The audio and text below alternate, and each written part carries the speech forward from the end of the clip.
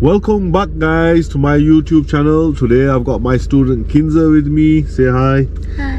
And today we're going to introduce the reverse parking maneuver to her. She's done the forward bay, she's done pull up on the right, she's done a reverse bay as well. So the reverse parking was left, and we want to show her how to do this and start doing the parking on a car.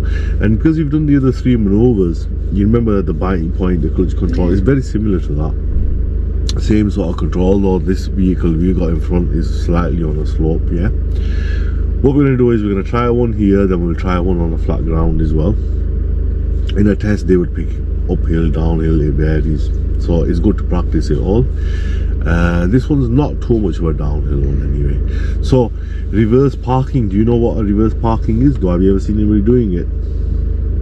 No, it's when they pull up beside a car and they're reversing around the side of it and then they park like that. You must have seen that. If not, the reason why people do it is when there's a small gap, they can't get the car in like that, and it's a lot easier to reverse park like that. It has more maneuverability. Yeah. However, in the early days, we asked people not to pick a small gap. You know, at least 1.5 car gap is good. Now in a test, they're even kinder than that. They give you 2 car parking space gap. So in a real test, they wouldn't pick a car between a car. They wouldn't ask you to reverse between 2 cars. You know, they would just ask you to reverse, parallel reverse park on this vehicle, not exceeding more than 2 car spaces. So for example, there's space there and us, yeah, and assume there's a car behind us, for example, so you got less pressure. So what we're going to do is we're going to get on with it. We're going to go pull up, park beside it, and then I'm going to give you a 4-stage process. It's going to have 4 turns. We're going to break it down to 4 turns. Okay, so if you select first gear, we're going to go pull up beside it first. So if you check your mirrors, signal right, and then you're pulling, remember you're using your biting point, you're keeping the car slow, so turn the wheel, dip the clutch down, that keeps the car slow, and just keep a little bit out and look ahead instead of the car. Dip clutch and straighten the wheel, a little bit to me maybe. You can always go a bit extra on, it doesn't really matter, that's good. You can stop there, brake, straighten the wheel. That's excellent parking. We look for a car door length between that car and us, and I don't normally mind if you go a bit ahead because it gives you a longer time to work the 4-stage references out. When you pull up here, always check the mirror, signal left. That way whoever's around, they might think you're leaving and we're stopping again, so that will clearly tell them that we're doing that. If you select reverse gear now, cancel the signal, and then any maneuver like you did the forward bay, reverse bay, do you remember you did a full check? That's the same on this maneuver. So full 360 check all around, and if you see anything moving around near us, like for example that car's going to go past us or anything like that, we can't wait, we can pause. So it looks good. We're going to back the vehicle up slowly until my seatbelt gets to the end of that car, and we're going to stop. That's the first stage process. Okay, so if you go back, keep the car slow, lift and dip the clutch, dip and brake a little bit, and you could be looking around as well like you do on the right reverse maneuver. Good, that's excellent. So downhill you don't need to move as much, you can just go slowly, yeah, by using the brake and clutch more. Yeah, a little bit more. So we want this to get to the end and have a look around, see if it's good, everything good. Check your right shoulder as well. Good, okay. And that's because we went a little bit extra, so we were a bit far. And so you see how that is now at the end of the car. We stopped there, that's perfect. That is your first reference point. At that point you will do a left lock. So if you do a left lock for me, good, and then check your blind spot to the right.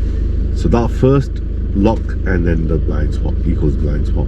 So that's your first turning point. Okay, so now if you reverse back till the door mirror gets to the same spot, and we're going to stop. Okay, so if you go back, a little bit more to go, and stop and take the turn off. Excellent. Now you do a blind spot check to your right. So remember, the blind spot are the checks that your mirrors can't cover and the area that you can't see. You're kind of observing around here, so they would be interested in that right blind spot check. Yeah, so we've done 2 stages now. We did the first stage where the pillar got there, the seatbelt, you did a left lock. Second stage, the door mirror got there, we took the lock off. Now the third crucial stage is the door handle. on the outside. If you look at my door, I ask people to get that door handle to overlap the curb edge, just about thereabouts. Now you got some pedestrians there, let's have a look at what they're gonna do. This is another key thing, they might cross the road. There's one back there, so always check around. If you feel anybody's near you, just stay paused for a minute. Okay, we're gonna back it up slowly, very slowly, and we're letting the handle overlap the curb edge. Okay, take your time, tell me when you think that handle is overlapping.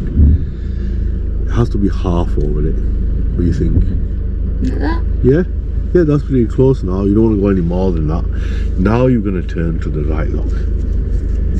Good. That is your third stage, third turn. Okay, now check your blind spot. Good? Okay, let the car come back slowly. Nice and easy. So lift and dip the clutch. Good. And you're looking in the back. One check here. And also checking the door mirrors so you don't hit the curb. And look at the vehicle in front. As soon as your car lines up, I want you to stop. Excellent. That's straight now. So if you bring the wheel back, that is the fourth stage. And looking in the back, just move back a couple of inches, maybe 6 feet, 4 feet, not much.